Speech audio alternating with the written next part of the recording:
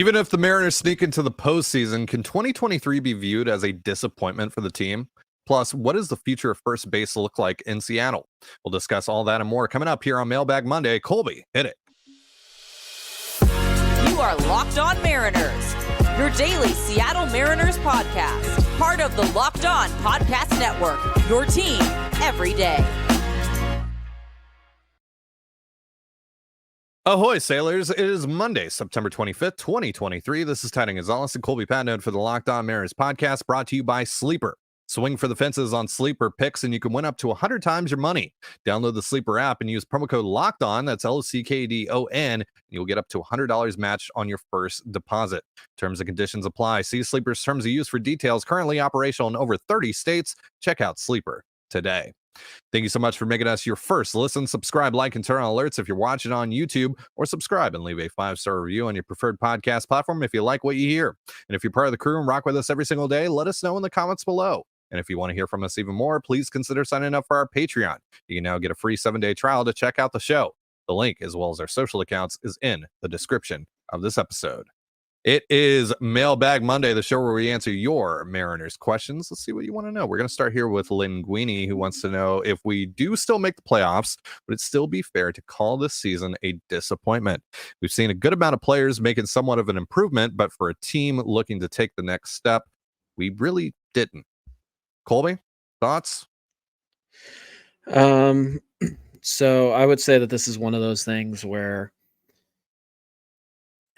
it's like it's really up to you. It's really up to interpretation, because if they miss the playoffs, obviously, yeah, that's a really bad season. That's a huge disappointment. But if they make the playoffs and they go to the ALCS, they get hot and they go to the ALCS, like nobody's calling that a disappointment anymore. So it's kind of one of those things. For me, it'd be a little bit tough to call it a disappointment if they get into the playoffs, because they did compete for the division. They did clearly close the gap, between them and pretty much every other American League team. So I don't know. I think if they get in, it's still going to be disappointing because you had a shot to win the division and you just fell flat on your face. But overall, it'd be tough to call the entire season a disappointment, because you did see growth from J.P. Crawford and Cal Raleigh and Julio, and Logan Gilbert took another step forward. And a lot of the guys that you consider to be a part of your core going forward had really good years, or at least, really solid years. So I don't know if I would call that a disappointment, but this is one of those things where it's really up to you. Like it's a personal preference thing. If you thought this team was going to win 100 games and cruise to the World Series, then yeah, it's disappointment. And then that's, probably more about you than anything else. But it's totally up to you. If they win 88 games and they get to the playoffs and they get bounced in round 1 or round 2, and you say that's a bad season, I disagree, but it's not a hill I'm gonna die on. It's not something I'm gonna fight you on, because this is a personal preference thing. This is how you feel. Like there's really not a ton to debate here. It's totally up for interpretation, how you want to interpret a season as a whole. For me, if they make the playoffs, I would struggle to characterize it as a disappointment. But it certainly, I don't know if I would necessarily call it a step forward. So it's just kind of one of those things that there's some semantics involved. There's some personal definitions and all that stuff. So it's a really tricky question. But overall, I mean, it's your call. If you're disappointed by how the season ends, then you're disappointed. Like, I'm not going to talk you out of it. But for me personally, they still make the playoffs, and then it's like, okay, like they didn't accomplish everything I wanted them to, but they gave themselves a shot. They put themselves in a position to make a run. And if you do that consistently over the years, then you've got a good shot of, eventually breaking through. But yeah, this one's all about personal preference or personal definitions. Right. It really does depend a lot on what they do once they get into the dance. If they go on a run again, like you said, no one's going to be complaining. No one's going to say that this was a disappointment of a season, because it really, all that matters is that you get in, and what do you do once you get in. But if they do get in and they're just one and done, and they don't really look all that competitive like they have for most of the month of September, then a lot is going to ride on the regular season, at least for me and how I look back on this season and the opportunities that they had in front of them that they really didn't take advantage of, whether it comes down to, the month of September or what they did in the first half of the season, where they basically had to force themselves to have a historic month of August just to get back into the conversation here. And if they're not even able to finish that off after having that great month of August, that's really, really disappointing. It's also disappointing from the standpoint of, certain guys either regressing hard like Ty France and Eugenio Suarez, or guys not really taking the next step, right? That you were hoping for. But there's also, on the flip side of that, there's JP taking the next step. There's Julio taking the next step. I mean, it took a while for Julio in particular, and especially when we look back on the first half of the season and what went wrong, Julio's kind of a big part of that. That's an unavoidable, part of that. But overall, I mean, there's definitely some really good things to take from this season, right? And when we talk about this team getting into the dance, they absolutely can go on a run, right? I think that they're not deep enough, which we've talked about, which we've seen play out over the course of September. But we know what the upside of this team is when everything clicks. And so if everything clicks once they get into the dance, they could definitely go on a run to the World Series. Absolutely. And if they do that, then who cares what happened during the regular season? Who cares what happened at the deadline? Who cares about any of that? If they end up going and competing for a championship like we all want them to, I don't care what the journey looked like. Sure. I will say this. I don't think there have been a lot of players who failed to take a step forward like we were hoping. So I'm not sure that really applies. It feels like everybody did about what we expect and then some from a few guys. But also, I know we're not answering this question today, but I did see it thrown in there. The idea that wouldn't it just be better to not make the playoffs and just be disappointed at the end instead of going to the playoffs and getting cut after just 2 games?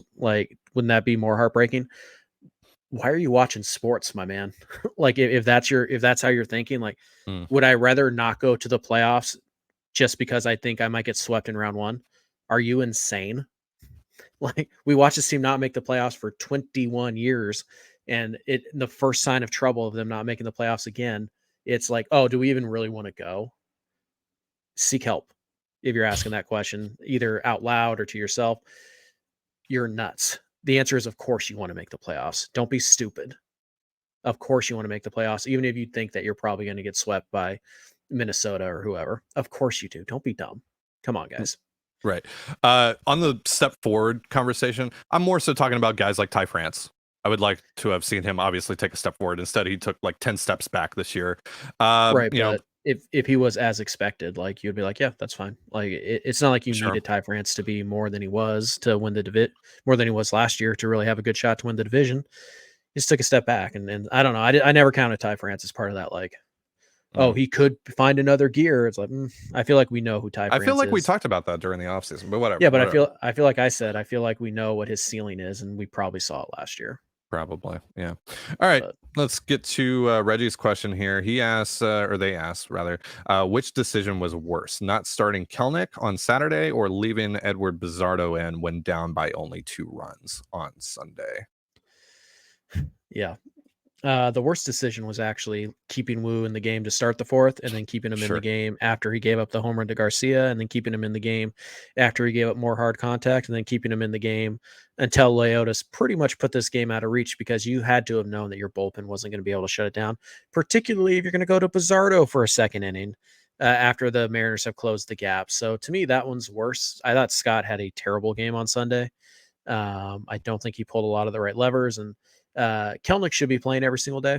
There's really no debate about that. He had an incredible series in Texas. In fact, Kelnick probably should be hitting 1, 2, or 3 in this next series, because he's having the type of at-bats that you wish Julio would have. He's not forcing anything. He's not chasing anything. He's, taking his walks, and when they make a mistake, he's finding a way to hit it hard and all that stuff. Jared is stepping up in the way that you kind of wanted Gino, Ty, Julio, those guys who didn't have great series in Texas. He's doing what we wanted them to do. So he should be in the lineup every day. And Montgomery is a good lefty, but who cares? Kelnick hits lefties. This isn't a thing. And it's not like Dylan Moore is crushing lefties right now. It's not like Sam Haggerty is crushing lefties. So I didn't think Scott had a very good weekend, to be perfectly blunt. Yeah. But the pitching decisions he made on Sunday, I think, cost them a really good shot to win that game. Now they still could have. They were one hit away. Kind of a common theme recently for the Mariners. One good hit away with guys in scoring position to win a game, and they couldn't get it. But that's all set up because he let Wu go for about 4 or 5 more hitters than he should have, and he let Pizzardo go back out there when clearly it was time for a shutdown inning, and we can close this gap and we can keep the momentum. And he didn't do that. So I think ultimately Sunday is worse than what Scott did Saturday, but none of it was particularly good, in my opinion. Yeah, I don't think there's necessarily a wrong answer here. I would go with Bizzardo, but on the thing with Kelnick on Saturday as well, I mean, you actually, like, your pitching actually held up on Saturday, and then you just couldn't score. Like, you weren't able to get both at any particular point in the series. And I think, if Jared Kelnick is in the lineup on Saturday, maybe it doesn't make a total difference to the point where you wind up winning, but it gives you a better shot. Because look, I get playing the matchups. I get if you don't think that Jared is good for going up against Jordan Montgomery, whatever. Totally can wrap my head around that in a vacuum. But when your alternative options are Dylan Moore and Sam Haggerty, no, play Kelnick. Absolutely play Jared Kelnick. So yeah, I agree. I didn't think that Scott had a good weekend, and we talked about on Thursday, how does Scott Servais maneuver this? And we laid out some things that we would like to see, and I don't think he accomplished really any of those things. So yeah, that was really disappointing. All right, we got a few more questions coming up here on Mailbag Monday, but first, a reminder, this episode of the Locked On Mariners podcast is brought to you by DoorDash. Need fresh groceries for the week but don't have the time to go to the store? Try grocery delivery from DoorDash. You'll get everything you want delivered when you need it right to your door. With thousands of grocery stores to choose from, you'll find the best in your neighborhood and boost your local economy with each and every order. You'll get exactly what you ordered, or we'll make it right. So sit back and enjoy quality groceries just like you picked them yourself. And with easy substitutions right in the app and best in-class customer support, DoorDash delivers groceries exactly how you want it. Get 50% off your first DoorDash order up to a $20 value when you use promo code LOCKEDONMLB at checkout. Limited time offer. Terms apply. That's 50% off up to $20, no minimum subtotal, and 0 delivery fees on your first order when you download the DoorDash app in the App Store and enter promo code LOCKEDONMLB. Don't forget, that's promo code LOCKEDONMLB for 50% off your first order with DoorDash. I have no idea why I look so green in that ad read. Anyway, welcome back to the Locked On Mariners podcast. Thank you again for making us your first listen. The Mariners and the Astros start their 3-game series, massive 3-game series tonight at T-Mobile Park. Thankfully, due to the Kansas City Royals being utterly annoying once again, the Mariners are still in this thing. They're still in this thing. There you go. You got the Monarchs hat on. Yeah, we're representing today.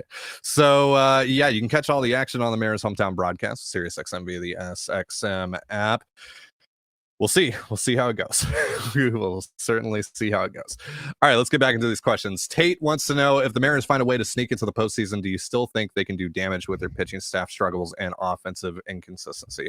Yeah, pretty much touched upon this during the last segment. But again, we know what the upside of this team is when things click, even with how they're just not deep, right? Like, I think that's an unavoidable fact here, is that they're just not that deep, especially on the offensive end and the bullpen and in the rotation. But the thing here is, like, if you get into the dance, first 2 rounds, like if you get into the wild card, if you make your way into the ALDS, you're definitely not throwing Brian Wu, and you're probably not throwing Bryce Miller either. So that improves your chances quite a bit. The bullpen is still a little sketchy. And again, how are you going to score runs? Are you going to get enough from the top of your lineup? And if you don't, is someone in the bottom of your lineup or the middle of your lineup going to step up? That's really the big question there. But again, when things click, I mean, we saw it in the month of August. When things click, this team can beat anyone. This team can absolutely go on a run into the ALCS, into the World Series. Do I think that's going to happen? Absolutely the hell not, after what I've seen for the last 3 weeks. But I'm open-minded to it. I know that's a possibility.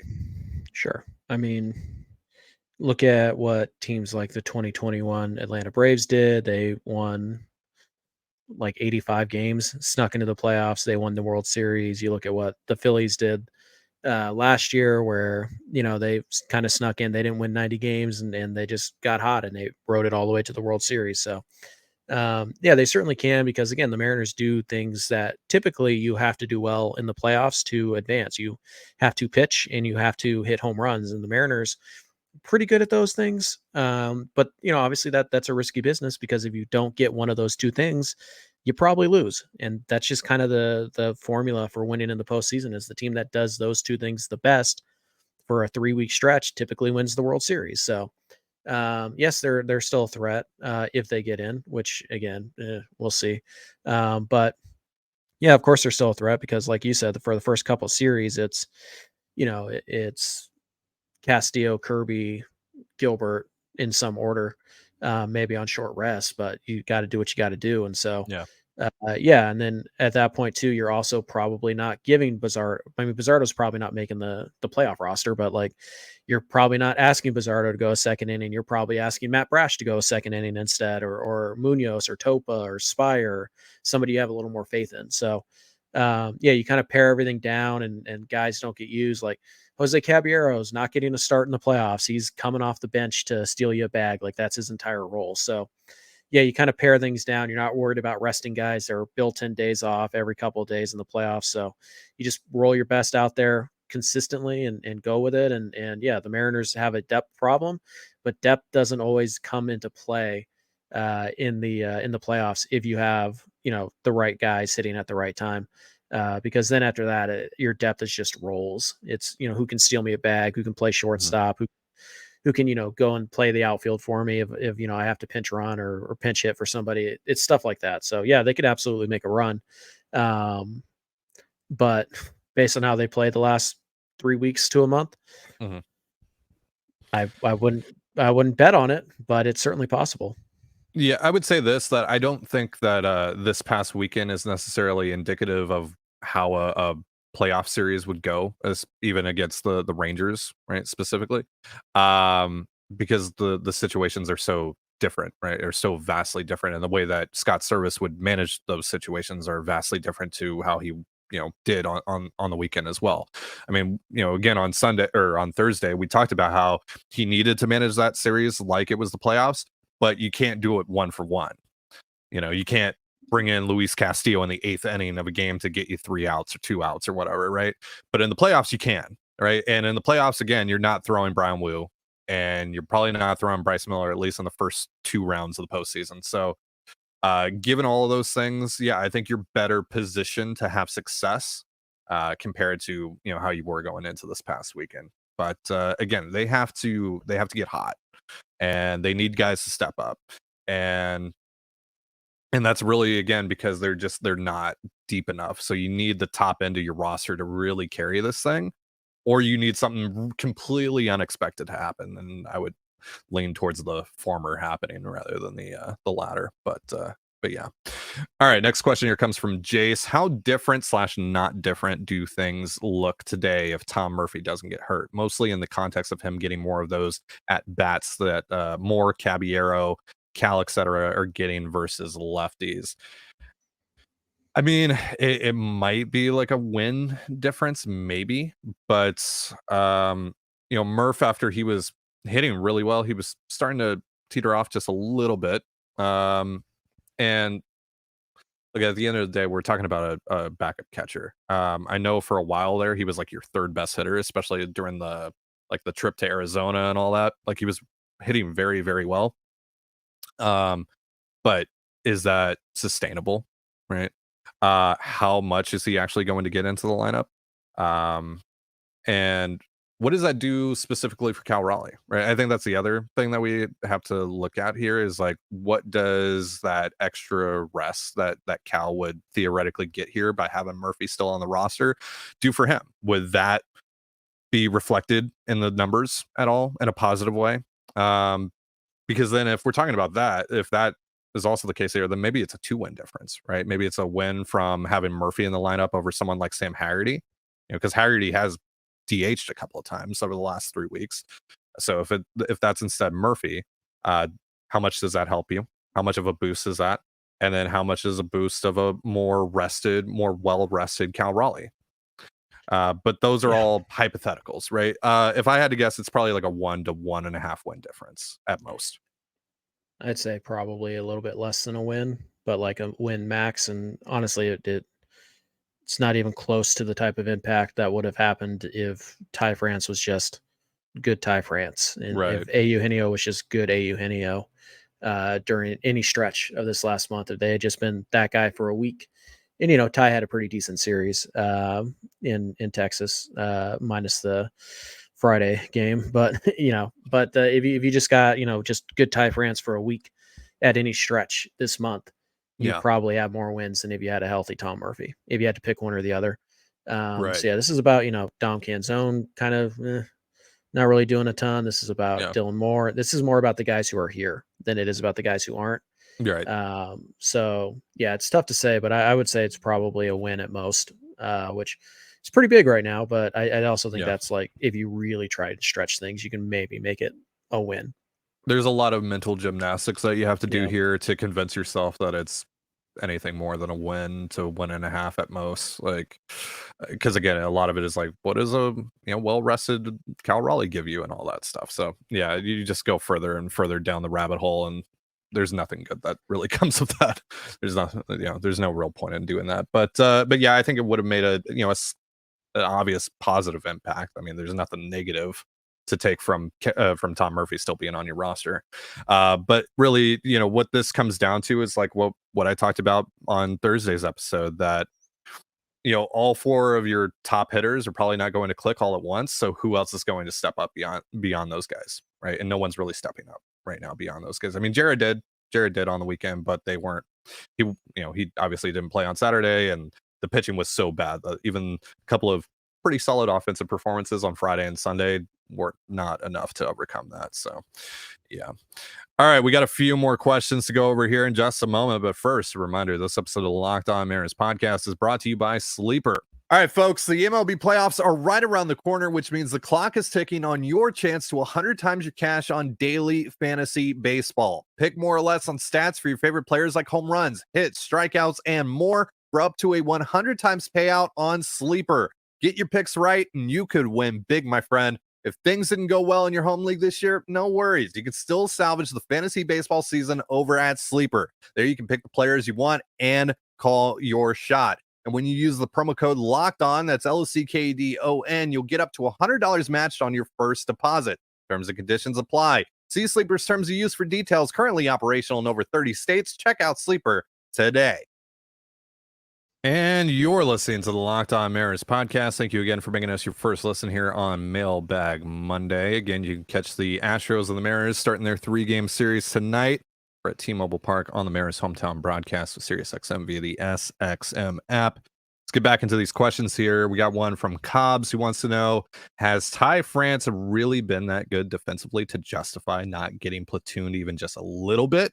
Or do they just not trust any of our bench guys to play first base at all? I wonder if more days off for Ty would have helped his season totals at all. First base defense does not matter in the grand scheme of things here. I need someone who can hit out of that position, first and foremost. I don't care if they're terrible defensively. I need someone who can hit, because even a terrible first baseman isn't going to kill me at the end of the day. Like that, at least it shouldn't. It shouldn't. So I don't care about Ty France's defense. I heard Dave Sims, mention that on the broadcast over the weekend and be like, Ty's really struggling at the plate, but at least he's been nails defensively. I don't care. Who cares? Who cares about that? I do not give a single flying what about first base defense. I don't care. So Ty France should not be starting every game. It should be Mike Ford.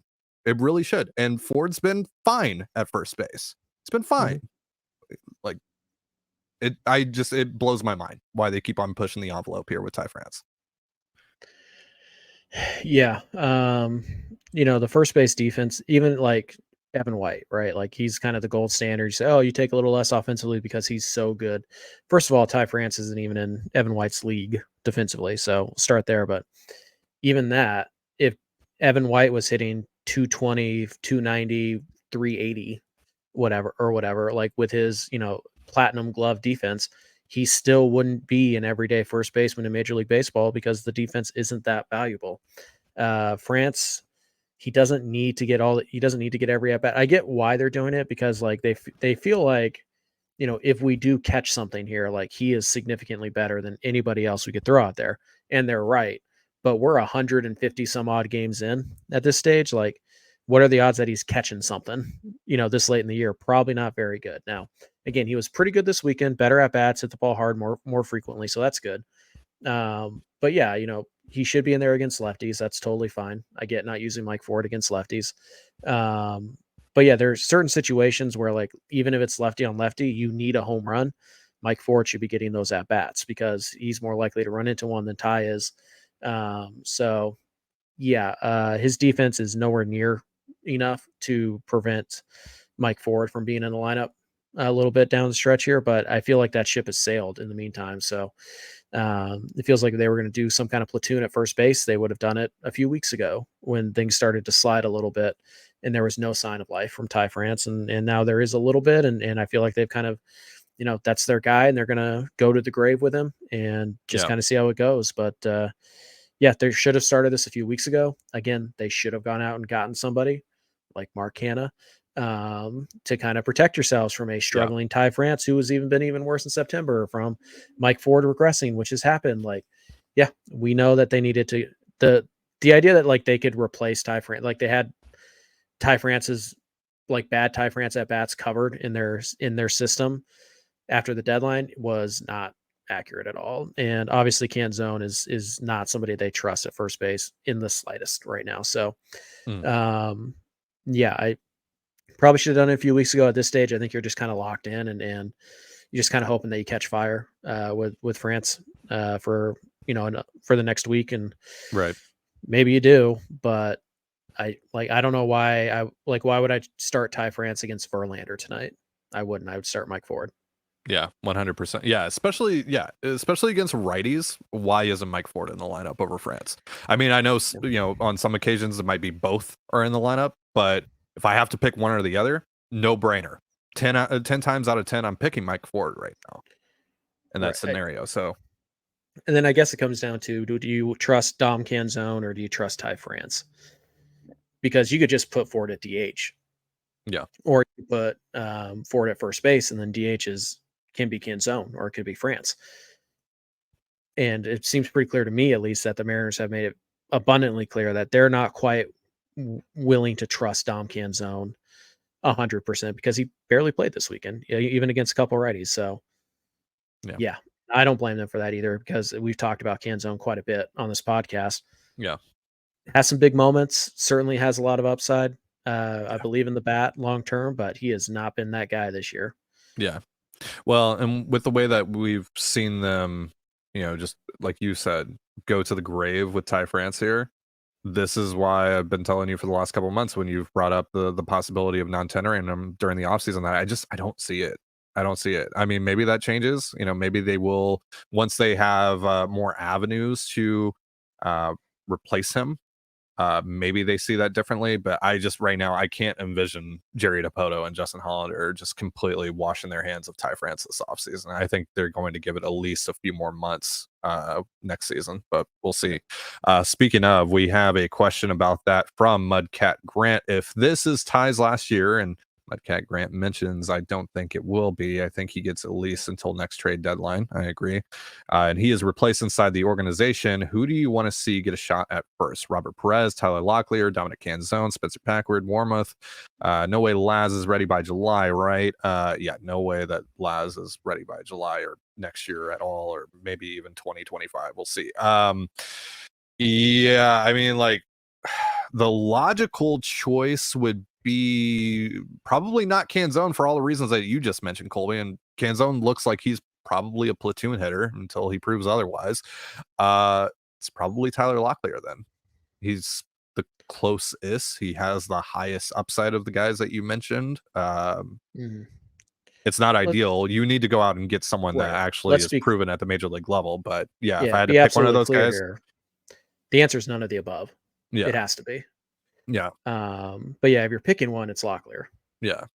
And that's where, like you were saying, like the Mariners could like give Ty France one off season, kind of fix things, work on his swing, make some changes, give him the first couple of months. And it just so happens that if you get to June, like 15 or whatever, and France is a league average bat again, then that would be roughly, in theory, the amount of time you would need to see Locklear go out there and hit at AA and feel kind of good about it. And remember, the Mariners aren't afraid to jump guys from AA straight to the big leagues, hitter or pitcher. So Locklear is the only guy that you even listed there that is going to be major league ready aside from Canzone. But they've been pretty clear. Like, we've seen how iffy Canzone is in the outfield, and the Mariners still don't want to play him at first base. They might not think that's a possibility at all. So we'll see how that goes in spring training. If they decide to play him over there a little bit, but internally, if it's not Ty France, there's only one option.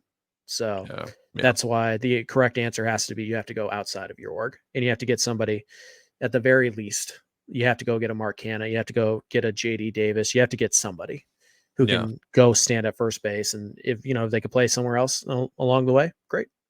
But you have to protect yourself from Ty France, and you can't have Ty France in a 100 WRC plus and then have the backup plan be like, oh yeah, no, we'll just trust Tyler Locklear to come up and give us 120.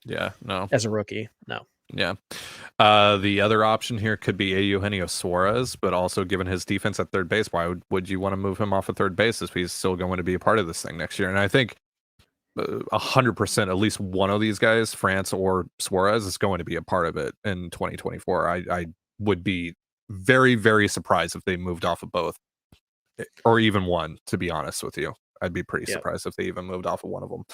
All right, last question of the day here comes from Mariners Jersey Tracker. More of a Colby question, but rank your favorite from best to worst. Bunting, the contact play, Ty France being your first baseman next year. My favorite from best to worst. So, like, which one of these do I hate the least? Yeah. That would be a better way to word it, I believe.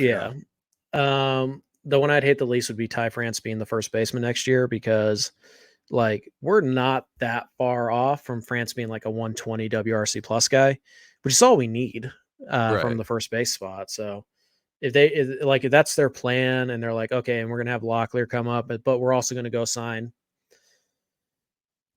Mark Canha, or we're going to go sign Donovan Solano, or we're going to go trade for JD Davis or whoever, right? Somebody who could legitimately play first base and be at least an above average bat. Like, then I could make that work in my head. Like, okay, I get it. It's not what I would do, but I get it. The contact play is probably the thing I hate second most, or second least, I guess. It's in the middle. So it's either way. Like, I despise the contact play. It's stupid. These are professionals. Like, the idea that you're going to get, a Gold Glove third baseman to throw the ball away when he's got to throw it 80 feet before your guy can run 90 feet from a dead stop. Like, that's stupid. That's stupid. You gotta make a guy make a play, Colby. They're going to make it. Yeah, they're like going 99% of the time. They're going to make it. 110%. They're going to make that play. Yeah. And then, number one is still Bunting, because despite everybody's rhetoric and all this and, common baseball, there is no such thing as a productive out. All outs are bad. The only productive out is if you hit a sacrifice fly to win the game. There's the one, like, you scored a run and it won you the game. That is the productive out. Because otherwise, with the way strikeouts are right now, with the way that pop-ups are right now, it is harder than ever to get a hit in Major League Baseball. And moving a guy from first to second, where you still need a hit to score that guy, is pointless, because now you've given yourself 2 less opportunities to do it. The bunt is 99.9999999% of the time stupid. It's beyond stupid. If you don't think that guy at the plate can get a hit, get him out of there and get somebody in there you think can. It's really that simple. Like, oh, well, I have to have Sam Haggerty hit here. Like, he's got a bunt because I don't trust him to get a hit. It's like, then go to Dylan Moore, go to Mike Ford, go to somebody you think can get a hit, because you're much more likely to hit a double than you are to have, first of all, the bunt be successful, right? And even if it is, you still have now 2 less opportunities to score that guy than you did when he was just on first, or when he was on second with nobody out. Like, it's beyond stupid. The bunt is forever the dumbest thing that baseball teams still do. It's moronic. Yeah. It's like in the NFL, if you're like, you know what, first and second down only. We don't need third down. We're going to punt on every third down, even third and inches. That's what we're going to do. It's the same idea. You're a moron. That's a chance to score, and you're just ripping it out. And typically what's even worse is a lot of the times there will be first and second, nobody out, and the pitcher will be struggling. He's either giving up a couple hits or he's giving up a couple walks, and they just go, here you go. Here's a free out. Take it. And if it's a good bunt, then you just need a strikeout or you need a base hit because we're just going to bring our infield in. A ground ball is not going to score this guy. You need a base hit or you need a deep fly ball against this really good pitcher. Like, it's so stupid, guys. Yeah. I have seen 0 good bunts. By the way, bunting for hits with guys with runner on second base, that is stupid too and incredibly selfish. You want to try to bunt for a hit with nobody on, like, fine, whatever. Like, they're shifting you, fine, like, whatever. Bunting for a hit is different than sacrifice bunting. Sacrifice bunting is moronic basically every single time it happens. I'll let you guys know when I don't think a bunt is stupid, but rest assured, if you see somebody square up to try and bunt over the next 7 days, I think it's stupid. Well, yeah, and the frustrating thing ultimately here is like what Ryan Divish is currently dealing with a lot of his Twitter followers, where they're like, they should have JP bunt or Julio bunt. Are you serious? Like, look, I know that they didn't, come through in a couple of clutch moments, particularly against the Dodgers, right? But under no circumstance was I feeling like they needed to bunt in that situation. They just needed to execute better. They just needed to put the bat on the ball and create quality contact. But asking the top of your order, and specifically asking guys who don't bunt at all to suddenly do something that they never do, is wildly dumb. Why, like, galaxy brain stupid. Yeah. So bunting discourse is really stupid, but Julio's more likely to hit a home run than he is that's more likely to happen than if Julio lays down a bunt and the next guy gets a hit. You're much more likely to just hope Julio hits a home run. Your odds are better. So yeah, bunting is stupid. And you know what? If you're a youth baseball coach and you're teaching your kids how to bunt, stop. You're not teaching them a reliable skill. Stop it. It's not that big of a deal. It's Little League baseball. They don't need to know how to bunt. Let them swing the bat. Bunting should be something that we kill off. Like, I don't know, what's something we've killed off recently? Like dial-up internet. Like, that is what the bunt should be. Like, get rid of it forever. If you're still using it, you're a dinosaur. Right. Join the 20th century. Yeah, that's right. I meant that, the 20th century. Stop bunting. It's stupid. At all levels. Bunting is the MySpace of baseball activities. I mean, at least MySpace had some use at any point. Sure. Bunting was always a bad idea. It just took people a long time to realize it. Yeah. Well, also, it's like, all right, if you're going up against the Twins, and this is the last point that I'll have here, but if you're late in the game against the Twins and Johan Duran is throwing 104, you really think anyone's landing a successful bunt against that? Really? Come on. Yeah. No. All right, that's going to do it for our show. Thank you so much for joining us here on the Locked On Mariners podcast. For Colby Patnode, I'm Trident Gonzalez. Be sure to give us a follow on Twitter at @LO_Mariners. You can follow me at Dane Gonzalez. It's DANEGNZLZ. And Colby at CPAT11. That's CPAT11. Follow us. You can also find all that stuff in the description of this episode. I almost said the same thing twice. It's been a few days off. Get it. Yeah, whatever. Thank you again for making us your first listen. Again, you can catch the Mariners and the Astros on the Mariners Hometown broadcast tonight. SiriusXM via the SXM app. Yeah. We get it. We all get it. Have yourself a beautiful baseball day, and we'll see you next time. Peace. What's stupid? You're stupid.